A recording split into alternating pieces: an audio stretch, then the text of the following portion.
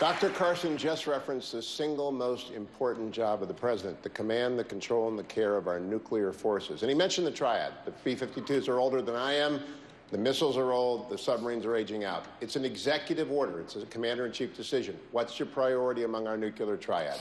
Well, first of all, I think we need somebody absolutely that we can trust, who's totally responsible, who really knows what he or she is doing. That is so powerful and so important.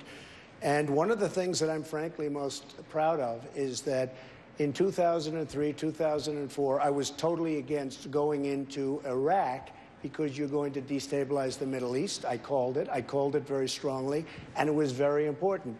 But we have to be extremely vigilant and extremely careful when it comes to nuclear.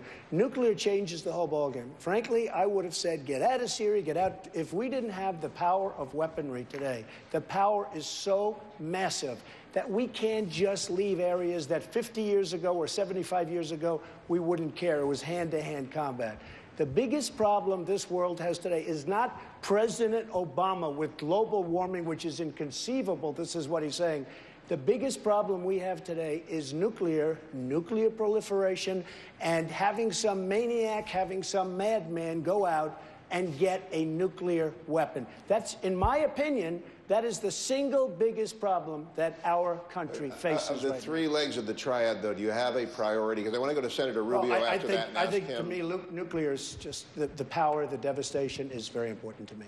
Senator Rubio, do you have a response? I do. Well, first, let's explain to people home what the triad is. Maybe a lot of people haven't heard that terminology before. The triad is our ability of the United States to conduct nuclear attacks using airplanes, using missiles launched from silos or from the ground, and also from our nuclear subs, ability to attack. And it's important, all three of them are critical. It gives us the ability at deterrence. Now, some have become more critical than others, for example, the submarines. And that's the Ohio-class submarine that needs to be modernized.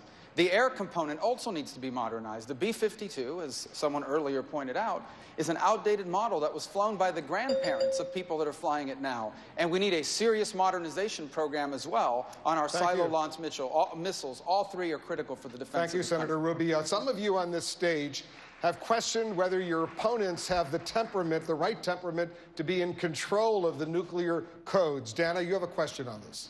Mr. Trump, just this weekend, you said Senator Cruz is not qualified to be president because he doesn't have the right temperament and acted like a maniac when he arrived in the Senate. But last month, you said you were open to naming Senator Cruz as your running mate. I did. So why would you be willing to put somebody who's a maniac one heartbeat away from the presidency? But I've gotten to know him over the last 3 or 4 days. He has a wonderful temperament. He's just fine. Don't worry about it. Okay. Senator Cruz.